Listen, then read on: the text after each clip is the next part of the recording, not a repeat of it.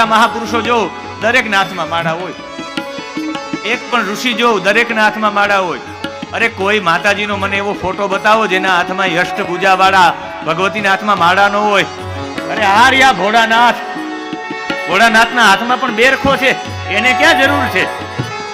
આ બતાવવા માંગે છે પ્રાણ શક્તિને કેટલી ઉર્ધ્વ લઈ જવી જોઈએ. મને બતાવો આ જેટલા પણ પહોંચેલા પુરુષ છે, પરમાત્મા છે, એનો એક પણ ફોટો માળા વિનાનો નહીં હોય. અરે દ્વારકાધીશે કૈલાસમાં જઈને એને બેરખા ફેરવા છે. સારા પુત્રની પ્રાપ્તિ માટે દ્વારકાધીશે તપ કર્યું છે. કાલે કથા આવશે. કૈલાસમાં જઈને એને તપ કર્યું છે. એટલે મારી વિનંતી છે આપ સૌ લોકોને કે જીવનને ઉર્ધ્વ બનાવવું હોય, જીવનની સૌથી મોટી શૈલી છે. તમે એમાં માનો કે ન માનો, પણ હું દાવા સાથે કહું છું કે તમારા જપની શક્તિ વધશે એટલે તમારું તેજ વધશે, તમારી નિર્ણય કરવાની શક્તિ વધશે. આજે જેટલા મોટા ઉદ્યોગપતિઓ છે ને, જેટલા ટોટલી ઉદ્યોગપતિનો નિત્યક્રમ તો જોજો. દુનિયા કર લો મુઠ્ઠી મેં જે છે ને, મેં એના જીવનનો અનુભવ કર્યો છે.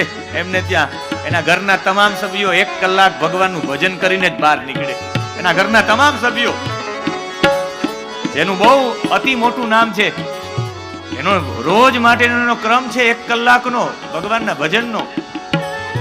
આપણા બહુ મોટા સાયન્ટિસ્ટ, આપણા રાષ્ટ્રપતિ પણ રહી ચૂકેલા હતા, એ રોજ ગીતાજીનું અધ્યયન કરતા, રોજ ગીતાજીના પાઠ કરીને નીકળતા. આ છે મંત્રોનો અર્થ. એટલે આપ સૌને વિનંતી છે કે આ વારોતરિયા પરિવારમાંથી આ કથામાંથી લઈને શું જાવું, તો કમસે કમ 5 કરોડ નો કરો તો કઈ નહીં, 5000 જપ તો કરજો. તમારા ઘરે જઈને જ્યારે સમય મળે ત્યારે નિશ્ચિત એક સંખ્યા લખી લ્યો કે અમે આ કથા પછી એક નિયમ લે કે અમે 5000 ઓમ નમઃ શિવાયના જપ કરશું. 5000 વખત તો માળા ફેરવો, અને 5000 જપ થઈ જાય ને પછી તમને ન ગમે, અનુકૂળ ન આવે તો પછી ન કરતા. ખાલી 5000 એકવાર અનુભવ તો કરો. જેમ બધી વસ્તુ ચાખીએ ને પછી આપણે કહીએ કે ચાખીએ સારું લાગે તો લેશું, એમ તમને સારું લાગે ઓમ નમઃ શિવાયનું તો આગળ લેજો, જેટલા લેવા હોય એટલા. પડવે ભાડ પડી તારી, મધ્યે નિરખ્યા મુરારી, હેવાલમ પર જાઉં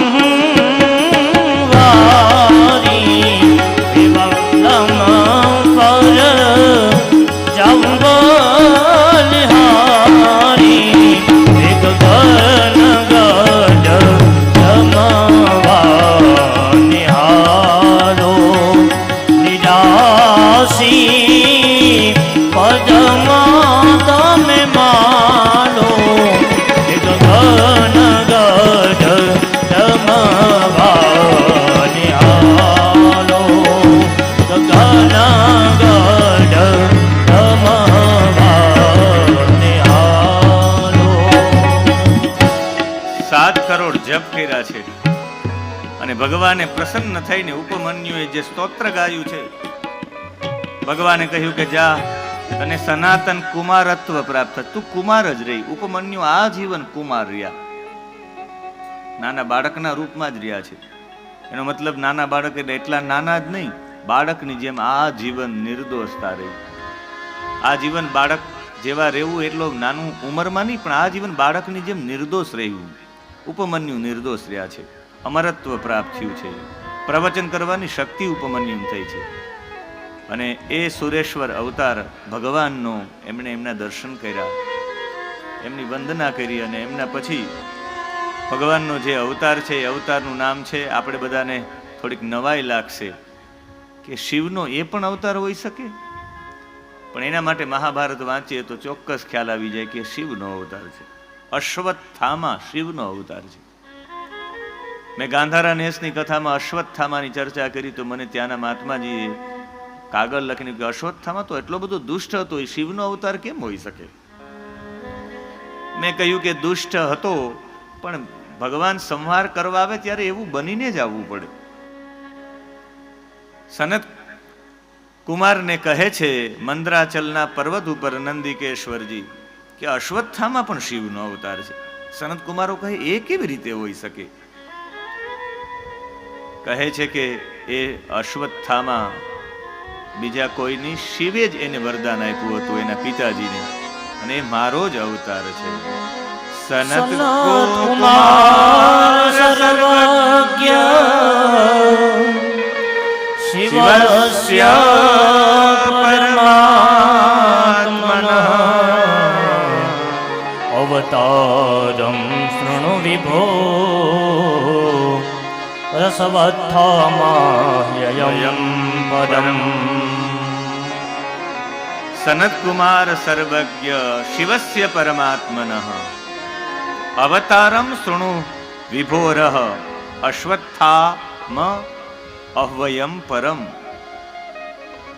આ અશ્વત્થામાનો અર્થ થાય અશ્વસ્યૈવ વસ્થામઃ બલમ યસ્ય અશ્વ ઇવ તિષ્ઠતિ યુદ્ધે ઇતિ અશ્વત્થામા. ઘોડાની જેમ યુદ્ધમાં ઊભો રહે એને અશ્વત્થામા કહેવાય. અશ્વત્થામા ઘોડાની જેમ ઊભા રહ્યા યુદ્ધની અંદર એટલે પણ અશ્વત્થામા. અશ્વસ્યૈવ સ્થામઃ, સ્થામ એટલે બલમ, જેને ઘોડા જેવું જેનામાં બળ છે ને અશ્વત્થ, અશ્વત્થામા કહેવાય. બૃહસ્પતિના અંશ થકી ભરદ્વાજીના પુત્ર અયોની જ ઉત્પન્ન થયા, જેનું નામ હતું દ્રોણ. દ્રોણાચાર્ય જે પાંડવોના કૌરવોના ગુરુ હતા, શિવ ભક્ત હતા દ્રોણાચાર્યજી, જેનો જન્મ દ્રોણ નામના યજ્ઞના પાત્રમાંથી થયો. અયોની જ હતા, મહાદેવના ભક્ત હતા, અને એને સારું સંતાન ઉત્પન્ન કરવા માટે એને મહાદેવની ભક્તિ કરી છે. અને સારું સંતાન પ્રાપ્ત કરવા માટે મોટા ભાગના લોકો શિવની જ ઉપાસના કરતા હોય છે. અને શિવની ઉપાસના કરતા એને શિવજી પાસે માંગ્યું છે. શિવજી પ્રસન્ન થયા એની સાધનાથી. તશ્રુત્વા શંભુર વચનમ દ્રોણ પ્રાણય સંતતઃ, દ્રોણ પ્રાહાય સંતતઃ. દ્રોણે માંગ્યું છે કે હે શંભુ, મારી ઉપર પ્રસન્ન થયા છે તો આપ મારા ઘરે પુત્ર થઈને આવો. સ્વામ અંશજ તનયમ દેહી, તમારા અંશરૂપી મને પુત્ર આપો. સર્વાજેયમ મહાબલમ, સર્વથી અજય હોય, કોઈ એને જીતી ન શકે, મારે એવો પુત્ર જોઈએ આપના અંશથી. ભગવાને કહ્યું કોઈ જીતી ન શકે એવો પુત્ર જોતો હોય તો અલ્પ આયુ વાળો આપીશ. તો આપણે કહ્યું ભગવાન અલ્પ આયુ વાળો નહીં, કહ્યું કે જો દીર્ઘ આયુ વાળો જોતો હોય તો દુષ્ટ બાળક ઉત્પન્ન થશે. આપણે કહ્યું કે ભલે કાંઈ વાંધો નહીં, બાળકને તો હું સુધારી લઈ. પણ અંતે અશ્વત્થામા સાક્ષાત શિવના અવતાર હતા, ચિરંજીવી છે. સપ્ત ચિરંજીવીમાં અશ્વત્થામાનું નામ પહેલું છે, કારણ કે અશ્વત્થામા છે. અશ્વત્થામા બલિર્વ્યાસ હનુમાંશ્ચ વિભીષણ કૃપઃ પરશુરામશ્ચ સપ્તેતે ચિરજીવીન. આ ચાર ચિરંજીવીમાં પહેલું નામ અશ્વત્થામાનું એવા માટે છે, આ જેટલા પણ ચિરંજીવીઓ છે, અશ્વત્થામા બલિર્વ્યાસો હનુમાંશ્ચ વિભીષણઃ કૃપઃ પરશુરામશ્ચ સપ્તેતે ચિરજીવિનઃ. એતે સપ્ત ચિરજીવિનઃ. ચિર એટલે લાંબુ જીવવા વાળા, અમર નહીં, લાંબુ જીવવા વાળા, એને ચિરજીવી કહે. ગુજરાતીમાં એને ચિરંજીવી કહેવાય, લાંબુ જીવનારા છે. એમાં અશ્વત્થામા છે, બલિ છે, વ્યાસ નારાયણ છે, કૃપાચાર્ય છે, પરશુરામ છે, હનુમાનજી છે ને વિભીષણ છે. આપણે એમ થાય કે આ લાંબુ જીવવા વાળા છે, એમાં અશ્વત્થામાનું નામ પેલું કેમ? શ્લોક બનાવવો હતો તો બીજા નામ પણ કૃપા પરશુરામસ્ત એમ કરીને ચાલુ કરી શકે શ્લોક. પણ પેલા અશ્વત્થામા એવા માટે ને પ્રાયોરિટી એવા માટે બીજા બધાએ જન્મ લઈ કર્મ કરીને ચિરંજીવીના આશીર્વાદ મેળવ્યા છે. રામજીએ વિભીષણને તો એક કલ્પ સુધી જીવી એવા આશીર્વાદ, રાવણનું મૃત્યુ થયું અને એને ગાદી સોંપવામાં આવી ત્યારે ભગવાને આશીર્વાદ આપ્યા. એમ બધાને જન્મ પછી આશીર્વાદ મળ્યા. ને અશ્વત્થામાનો તો હજી તો માના પેટમાં પણ નહોતો, હજી એનો જન્મ ન થયો ત્યાંના પિતાજીએ ચિરંજીવીના આશીર્વાદ માગી લીધા છે. એટલે અશ્વત્થામાની પ્રાયોરિટી પહેલા છે. અને એ જ અશ્વત્થામાએ જ્યારે 5 બાળકોને મારી નાખ્યા છે દ્રૌપદીના, આપણે એક કૃત્ય યાદ આવે એટલે અશ્વત્થામા નબળો છે એવું લાગે, અશ્વત્થામા દુષ્ટ છે એવું લાગે. પણ જ્યારે આપણે મહાભારત વાંચીએ ને મહાભારતનું સૌતિક પર્વ વાંચીએ અને એ સૌતિક પર્વની અંદર જ્યારે 8મો અધ્યાય વાંચીએ ત્યારે આપણે બરાબર ખબર પડી જાય કે ખરા અર્થમાં આમનો એક પણ દોષ નથી. અશ્વત્થામા દોષી નથી. એના માટે માર્કંડેય પુરાણ, ભક્તમાલ, દેવી ભાગવત આ બધામાં કથા છે. ભક્તમાલમાં કથા આવે છે કે જ્યારે હરિશ્ચંદ્ર અને તારામતી, એ તારામતીને કોઈ શેબિયા કહે છે, એનું નામ તારામતી છે, શેબિયા છે, માધવી છે, અલગ અલગ પુરાણોમાં નામ છે, એના અલગ અલગ નામ છે. હરિશ્ચંદ્ર અયોધ્યાના રાજા હતા અને આ હરિશ્ચંદ્ર અયોધ્યાના રાજા હતા એટલે એક દિવસ એની પરીક્ષા લેવા માટે સત્ય સાથે જીવન જીવતા હતા અને પરીક્ષા એની જ હોય જે સત્ય ઉપર જીવતા હોય. એક ભૂંડ આવ્યું છે જે આખા બગીચાને ખેદાર મેદાન કરી નાખ્યું છે. એ ભૂંડને મારવા માટે બધા લોકો ગયા છે પણ ભૂંડ પકડાણું નહીં. ત્યારે હરિશ્ચંદ્રને કોઈ સમાચાર આપ્યા. હરિશ્ચંદ્ર એની પાછળ બાણ લઈને નીકળ્યા છે કે આ ભૂંડને દૂર ભગાડ દઉં. જંગલમાં દૂર દૂર સુધી ભૂંડ ગયું છે, એનાથી એના સૈનિકો, એનું સૈન્ય એનાથી દૂર થઈ ગયું છે અને પછી પોતે એકલા થઈ ગયા. ભૂંડ પણ ક્યાંક ગાયબ થઈ ગયું, પોતે થાકી ગયા એટલે ઘોડાથી નીચે ઉતરીને એક સરોવર હતું, એ સરોવરમાં આમ જલ પીવા જાય છે હરિશ્ચંદ્ર. ત્યાં વિશ્વામિત્ર એની પરીક્ષા લેવા માટે ત્યાં બ્રાહ્મણ બનીને આવે છે કે 1 મિનિટ રાજન, તમે જલ ન પી શકો, આ તીર્થ જલ છે અને તીર્થ જળનો નિયમ છે ગોમતીમાં ગયા હોય તો સીધું આમ ચરણામૃત ન લેવાય. ગોમતીમાં ગયા હોય તો પેલા ગોમતીમાં આમ હાથ ભરીને પેલા તો ગોમતી માને અર્ઘ્ય આપવો જોઈએ. અર્ઘ્ય એનું નમન છે. પેલા હાથ આમ કરીને ગોમતીને અર્ઘ્ય આપવો જોઈએ કે હે ગોમતીમાં તને અર્ઘ્ય છે. તીર્થના દેવતાને અર્ઘ્ય આપવો જોઈએ, આમ પાણી પધરાવવું જોઈએ. અને પછી આ શરીર જેના દ્વારા આપણે મળ્યું ને આપણે ગોમતી સુધી પહોંચી શક્યા, એ આપણા માતા પિતા ગેરહાજર હોય કે આપણા દાદા ગેરહાજર હોય તો એને 3 વખત આમ જલ આપવાનું.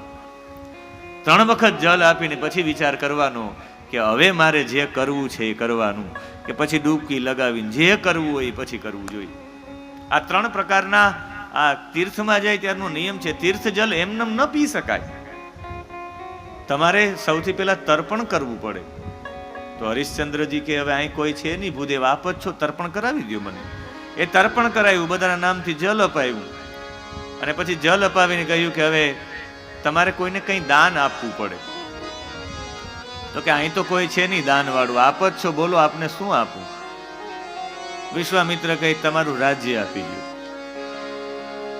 વિશ્વામિત્રને દાનમાં રાજ્ય આપી દીધું છે બ્રાહ્મણને, હરિશ્ચંદ્રએ. અને પછી પૂરું થયું ને પગે લાગે નીકળી જાવ કે હવે મારી દક્ષિણા આપો. દાન અને દક્ષિણામાં ફરક. દાન એને કહેવાય કે કોઈ પણ વ્યક્તિને આપી શકાય, પુણ્ય કમાવા માટે આપી શકાય. અને દક્ષિણા છે એ જે બ્રાહ્મણે પુરુષાર્થ કર્યો હોય એની દક્ષતાનું સન્માન છે. એટલે જેની પાસે આપણે પૂજા કરાવતા હોય એને નહીં કોઈ અલગ વ્યક્તિને દાન આપવું જોઈએ, જેને આની સાથે કંઈ આ કર્મ સાથે સંબંધ જ નથી અને એની દક્ષતાના સન્માન માટે દક્ષિણા આપવું જોઈએ. તો કોઈ હતું નહીં એટલે દાન પણ એને આપ્યું કે હવે મારા કર્મની દક્ષિણા થાય, દક્ષિણા આપો. કે બોલો દક્ષિણામાં શું આપવું? મારી પાસે તો કંઈ છે નહીં, કે 2.5 વાર સોનું જોઈએ છે. અને કહ્યું કે મેં તો મારું રાજ્ય આખું આપી દીધું, 2.5 વાર સોનું લેવા ક્યાંથી જાવ? કે હજુ તમારી પાસે છે, તમે, તમારા પત્ની, તમારો બાળક વેચાઈ જાઓ. અને હરિશ્ચંદ્ર પોતાની પત્ની તારામતી અને રોહિત સાથે જ્યારે પોતે નીકળે છે પોતાના રાજમહેલમાંથી, અયોધ્યામાંથી હાથ પકડીને, અને ત્યારે સ્ત્રી સ્વભાવ રહ્યો ને, એટલે સ્ત્રીઓને લાગણી હોય પોતાના ઘર તરફ, પોતાના ભાવ તરફ. 2.5 વાર સોનાની વાત થઈ છે ને એ વેચવા માટે પોતે વેચાવા જાય છે, કાશીની બજારમાં વેચાવા માટે જઈને તારામતી એક વખત પોતાના મહેલને જોવા માંગે છે કે છેલ્લી વખત મારા મહેલને તો જોઈ લઉં. તારામતી પોતાના મહેલ સામે આમ જોયું, ત્યાં હાથમાં ચાબુક લઈને વિશ્વામિત્ર ઉભા હતા. એને તારામતીને ચાબુક મારી અને જેવી ચાબુક મારી કે તારો અધિકાર નથી આ જોવામાં, મને દાનમાં મળી ગઈ છે આ નગરી, આ મહેલ તારો નથી. અને હજુ કઈ બોલવા છે કે બીજી ચાબુક મારી છે. અને અને આ ચાબુક મારી છે ત્યારે તારામતીની આંખમાં આંસુ આવી ગયા. ત્યારે ઉપર 5 દેવતાઓ હતા, જેનું નામ હતું વૈશ્વાનર નામના 5 દેવતાઓ. અને 5 વૈશ્વાનર નામના દેવતાઓ કહે કે આ કેટલો પાપી છે આ વિશ્વામિત્ર, એક અબડા ઉપર આવો ત્રાસ કરે છે, ચાબુક મારે છે. અને વિશ્વામિત્ર સાંભળી ગયા. તમે 5 શિવના ગણ થઈ, તમે દેવ યોનિમાં થઈને મનુષ્ય જેવી નિંદા કરો છો એક ઋષિની. જાઓ, તમને 5 ને શાપ આપું કે તમારે 5 ને મનુષ્ય બનવું પડશે અને પૃથ્વી ઉપર આવવું પડશે. સતવાદી સતને માટે, સતવાદી સતને માટે, રાજા છતાં રૂખી ઘેર વેચાણા, રાજા છતાં રૂખી ઘેર વેચાણા, પાનાતણા વિરુદ્ધ માટે. દેખો હરિશ્ચંદ્ર ચાલ્યા બજારે, દેખો હરિશ્ચંદ્ર ચાલ્યા બજારે. આ વિશ્વાનર નામના 5 સેવકો, આ 5 સેવકો હતા એ વિશ્વાનર રુદ્રના સેવકો હતા. હવે ઋષિની નિંદા તો થઈ ગઈ છે, એટલે ઋષિએ શાપ આપ્યો છે મનુષ્ય તો બનવું જ પડશે. ત્યારે એ 5 આ વિશ્વાનર, આ દેવી ભાગવતમાં કથા છે, આ ભક્તમાલમાં કથા છે, આ માર્કંડેય પુરાણમાં કથા છે, આ મહાભારતમાં કથા છે. એને 2 હાથ જોડીને વિનંતી કરી કે મહાદેવજી અમારે જવું પડશે મનુષ્ય બનીને? તો કે આ મનુષ્ય હવે શાપ આપ્યો છે બનીને જવું જ પડશે, પણ તમે ચિંતા ન કરો, તમે હજી એટલા બધા ઉંમરમાં મોટા પણ નહીં થાવ, તમારા દ્વારા એવું કંઈક કર્મય નહીં થાય કે તમારે પાછું ભોગવવા માટે પાછું મનુષ્ય બનવું પડશે.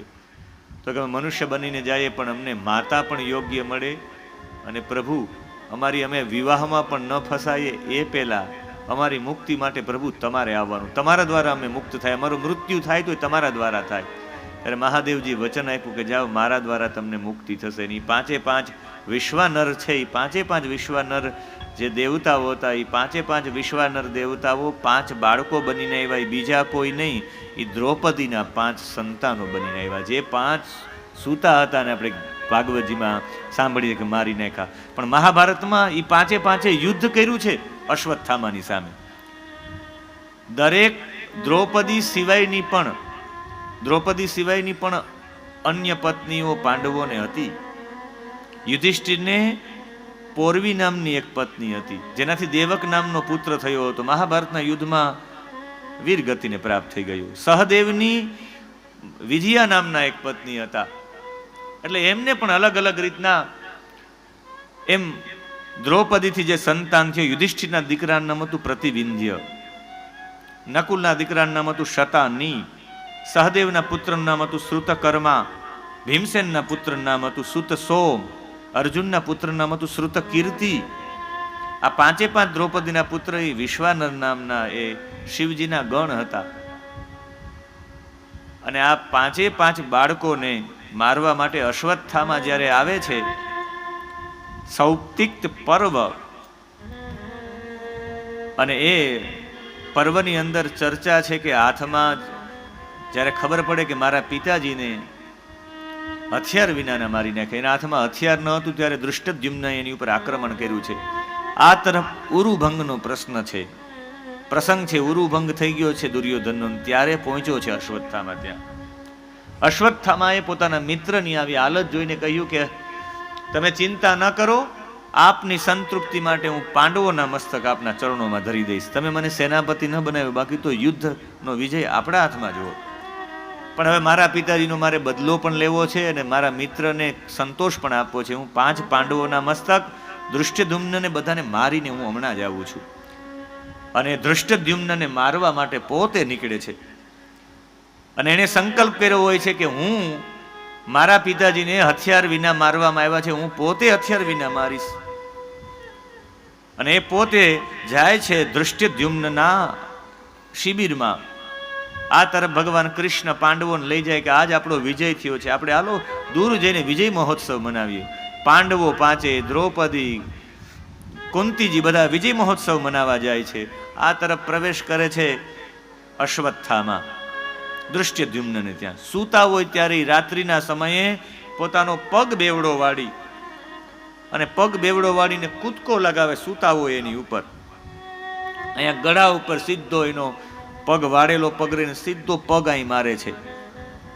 હજી આમ ઊભા થવા જાય કે તો જોરદારની છાતીમાં લાત મારે છે અશ્વત્થામાં, પછાડી દે નીચે. બે હાથથી વાળ પકડે છે અને વાળ પકડીને હજી જાગે કંઈ બોલે ત્યાં તો દૃષ્ટદ્યુમ્નના વાળ પકડીને વારંવાર પછાડે છે, વારંવાર વાળ પકડીને પછાડે છે, પટકે છે. અને એક તો ગળા ઉપર પેલા પગ માર્યો, છાતીમાં પાટું મારી, વાળ પકડીને પછાડ્યો, નિદ્રામાં સીધો જ દબોચી નાખ્યો એટલે ડરી ગયો છે દૃષ્ટદ્યુમ્ન. ધ્રસકો બેસી ગયો છે અંદર અને પછી તો વાળ પકડીને ઢસડા દિવાલમાં ભટકાવ્યો છે. મહાભારતમાં યુદ્ધ છે તે મારા પિતાજીને શસ્ત્ર વિનાના માર્યા છે અને ત્યારે અધમુવો કરી નાખ્યો, દિવાલમાં ભટકાવી, છાતીમાં બધામાં લાતો મારીને. અને પછી તો દૃષ્ટદ્યુમ્ન બે હાથ જોડીને કહે છે મને શસ્ત્રથી મારી નાખ, મને શસ્ત્રથી મારીને અધમુવો કરી નાખ્યો છે. મર્મસ્થાનોમાં પ્રહાર કર્યો છે. આપણા શરીરના મર્મસ્થાનો છે. પગની તળિયાનો નીચેનો ભાગ મર્મસ્થાન છે, પગના અંગૂઠાની ઉપરનો ભાગ મર્મસ્થાન છે, વૃષણનો ભાગ મર્મસ્થાન છે, નાભીનો ભાગ મર્મસ્થાન છે, છાતીમાં અનાહત ચક્રનું સ્થાન છે એ છાતીનો બરાબર વચ્ચેનો ભાગ મર્મસ્થાન છે, ગળાનો આ ભાગ મર્મસ્થાન છે, આ પાછળના બે ભાગ મર્મસ્થાન છે. અહીં કોઈને પણ દબાવમાં આવે તો માણસ બેભાન થઈ જાય. આ સ્થાન છે આજ્ઞા ચક્રનું સ્થાન મર્મસ્થાન છે, બ્રહ્મરંધ્રનું સ્થાન મર્મસ્થાન છે.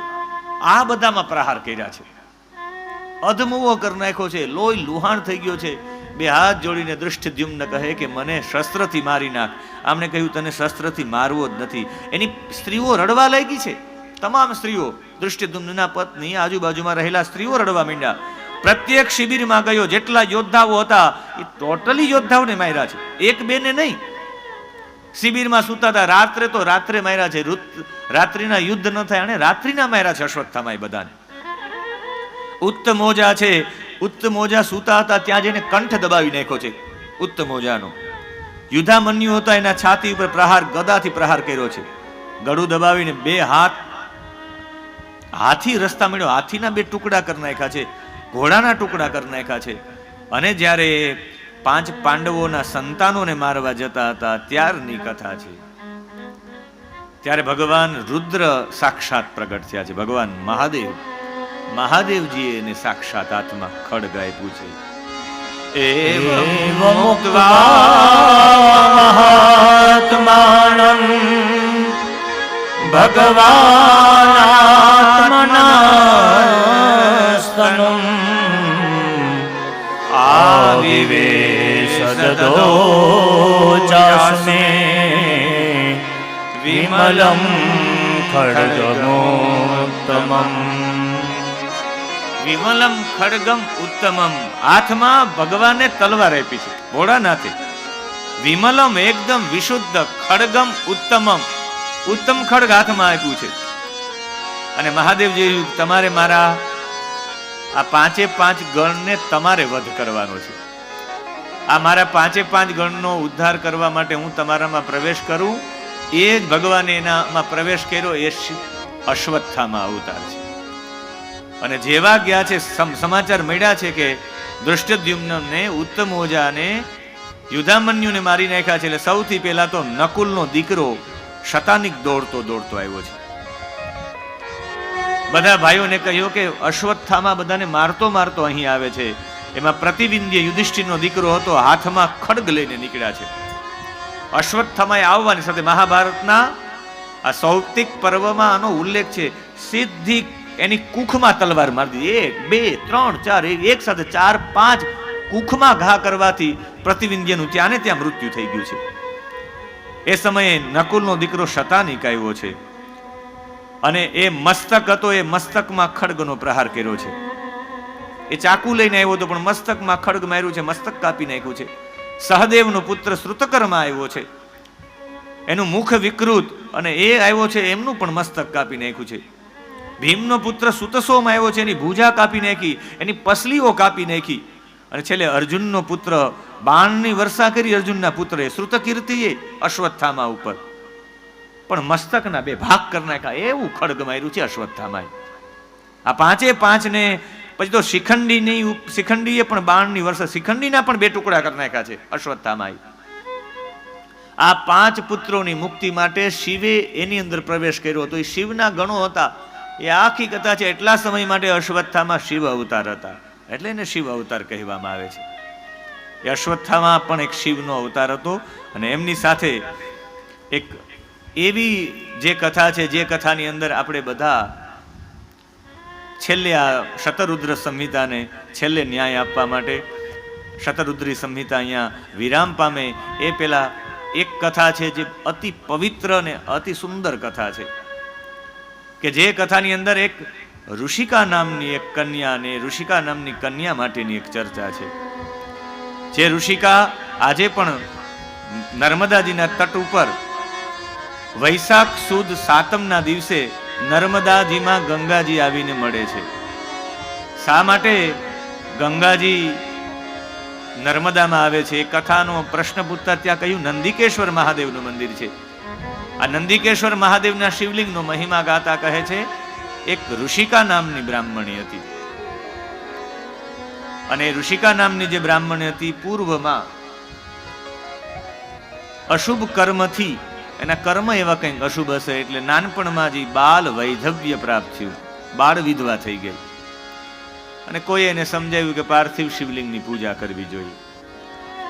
અને પાર્થિવ શિવલિંગની પૂજા કરતા કરતા એ શિવમય બની ગઈ. વિધવા હતા પોતે. એક મૂઢ નામનો અસુર હતો, એક કામબાણથી પીડિત હતો, ને એમને લોભ થયો કે આ વિધવા સાથે હું લગ્ન કરી લઉં ને ઋષિકાનો એમણે હાથ પકડ્યો છે. ત્યારે એને શંભુના ચરણે પડી અને સ્તુતિ કરી છે. ને સ્તુતિ કરવાના કારણે ભગવાને આવીને એની રક્ષા કરી. ત્યારે કહ્યું કે આપે રક્ષા તો કરી છે, પણ આપને હું એ પણ એક વિનંતી કરું કે રક્ષા કર્યા પછી પણ આપ અહીંયા ગંગાજી સહિત પધારો. અને એ સાતમના દિવસે આજે પણ ગંગાજી સહિત મહાદેવજી પધારે છે. નંદિકેશ્વર મહાદેવનું મંદિર છે. ને એમના પછી દધીચી નામના ઋષિ હતા. બટુકોની ઉત્પત્તિ આપણે તાલીઓના નાદથી સ્વાગત કરશું. પૂજ્ય ઝીણારામ બાપુ પધાર્યા છે આપણી વચ્ચે. મોંઘીમાના જગ્યાથી આપણે સંતોનું સ્વાગત ભગવત નામ સાથે કરશું. અને હંમેશા ઓમ નમઃ શિવાય, હરિ ઓમ નમઃ શિવાય, ઓમ નમઃ શિવાય, હરિ ઓમ નમઃ શિવાય, ઓમ નમઃ શિવાય, હરિ ઓમ નમઃ શિવાય, ઓમ નમઃ શિવાય, હરિ ઓમ નમઃ શિવાય, ઓમ નમઃ શિવાય, હરિ ઓમ નમઃ શિવાય, ઓમ નમઃ શિવાય, હરિ ઓમ નમઃ શિવાય, ઓમ નમઃ શિવાય, હરિ ઓમ નમઃ શિવાય, ઓમ નમઃ શિવાય, હરિ ઓમ નમઃ શિવાય, ઓમ નમઃ શિવાય, હરિ ઓમ નમઃ શિવાય, ઓમ નમઃ શિવાય, હરિ ઓમ નમઃ શિવાય. સિંહોરમાં મોંઘીમાની જગ્યા છે, ત્યાંથી પૂજ્ય ઝીણારામ બાપુ પધાર્યા છે. ને હમણાં મારે ત્યાંથી કુદરતી નીકળવાનું થયું ને હું પણ દર્શને ગયો. ને બાપુએ કીધું ભોજન લઈને જ જાઉં કોઈ પણ ભોગે, પણ મેં કીધું મારે બીજી જગ્યાએ કહેલું છે, પણ હવે ભોજન તો નથી કરવું, પણ રસોડામાં થોડીક સેવા કરું. મેં પણ રોટલી બનાવી ત્યાં આશ્રમે. કીધું મને પણ થોડીક પ્રેક્ટિસ થઈ જાય. અમે કાશીમાં 10 વર્ષ હાથે રોટલી શાક બનાવ્યા છે. મેં કીધું મને પ્રેક્ટિસ થઈ જાય બાપુ, અને થોડીક મને સેવાનો લાભ મળે આ ક્ષેત્રમાં. થોડીક રોટલીઓ મેં પણ વણી. અને ઓલા બહેનો હતા બિચારા રોટલી શેકતા હતા. કે તમને તો ક્યાંક સાંભળ્યા છે, અમે કથામાં ટીવીમાં જોયા છે. પછી મેં પરિચય આપ્યો કે તમે બનાવો છો. મેં કીધું સંતો એટલું કરતા હોય તો અમે રોટલી ન વણી શકીએ? જે અન્નક્ષેત્ર ચલાવતા હોય બધાને રોટલો પહોંચાડતો હોય તો કમસે કમ એમ ક્યારેક આમાંય જરૂરિયાત પડે રોટલીની તો કહેજો, વણવા આવી જશું અમે. જરૂરિયાત પડે શેકવા માટે તો પણ કેજો, આવી જશે.